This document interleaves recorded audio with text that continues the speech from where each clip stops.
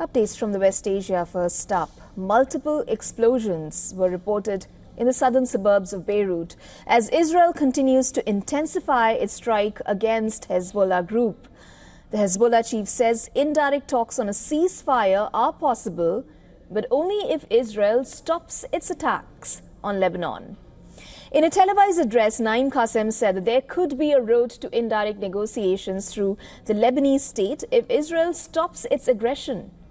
But the Hezbollah leader also said that he does not believe that the political action would bring an end to the hostilities. He said only developments on the battlefield and not political moves would bring an end to the hostilities between the group and the Israeli military. When the enemy decides to stop the aggression, there will be a path to negotiations that we have defined clearly. Indirect negotiations through the Lebanese state and President Nabi Berri, who holds the banner of the political resistance, which leads to Lebanon's stature and the end of the aggression. The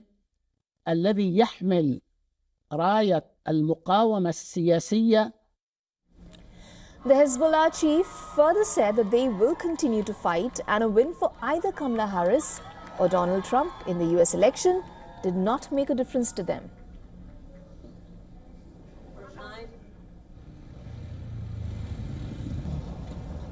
Remember, United States' diplomatic efforts to halt the war between Israel and the Hezbollah, including a 60-day-long ceasefire proposal, faltered last week ahead of the election. Now, the statement came as Israel struck the eastern city of Baalbek in the Bekaa Valley. According to the country's health ministry, the strikes killed at least 40 people and wounded another 53. And at dusk, more strikes hit Beirut's southern suburbs.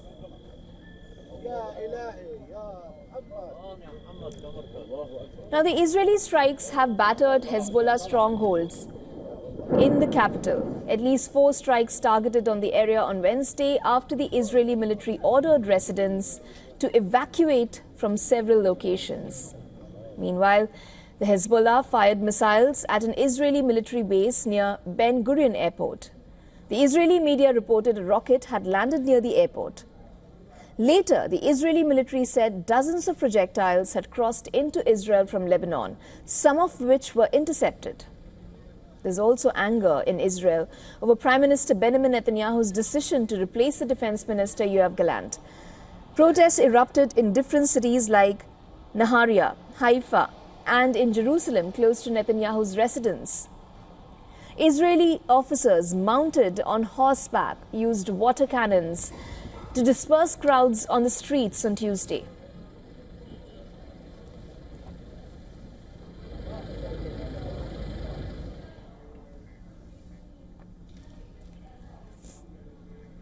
Our correspondent Jody Cohen now joins us live from Renana in Israel. Jody, give us the latest. What are these strikes being attributed to?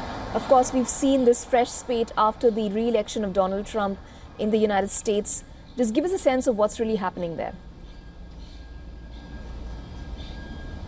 So in terms of the protests, obviously the job of the opposition in Israel is to point out the flaws of the Prime Minister, and they gave a joint statement yesterday saying that they believe that Netanyahu is unfit to be Prime Minister. And we've seen protests against Netanyahu's decision to fire Gallant. But these protests are smaller than the last time Netanyahu tried to fire Gallant. We're talking tens of thousands of people, not hundreds of thousands of people.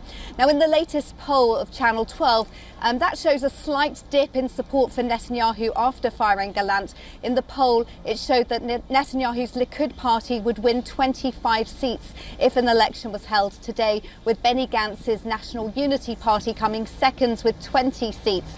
The poll also shows that the current coalition would be down from their current 68 seats to 51 seats. But a lot could happen between now and any future election.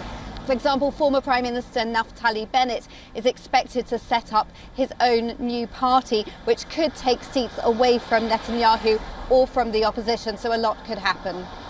Jody, is this really just related to what's really happening in the Knesset there, or is there also some bearing to what we saw yesterday in terms of the election outcome in the United States? Of course, some strikes were reported from the Hezbollah group also from Lebanon into Ra'anana yesterday. So Hezbollah have been firing strikes into Israel every day since they joined in with Hamas's attack back in October, and that's actually what began this war between Israel and Hezbollah. Obviously, for 11 months Israel was striking individually in Hezbollah targets, and then that's massively increased over the past few weeks. Now Hezbollah's new head, Naim Qassem, has suggested that the fighting would continue until Israel surrenders, and the fighting is certainly continuing, and some commentators believe that it actually could get worse over the next couple of months. Now, President Trump officially becomes president in January, and his spokesperson has said to Israeli media that Trump wants to see Israel's wars end soon with decisive victories. Now, interestingly, Trump's daughter Tiffany's father-in-law, Massad Boulos, has said that he's going to be the points man under Trump on Lebanon. Now, he's well connected and respected, so there is hope that an agreement could be reached with Lebanon. And Israel's proposal reportedly involves putting the Lebanese army near Israel's border instead of Hezbollah and disarming the terror group. So it remains to be seen also what will happen with that, but things are expected potentially to get worse before they get better. All right. Thank you so much, Jody, for joining us with the latest on this particular development.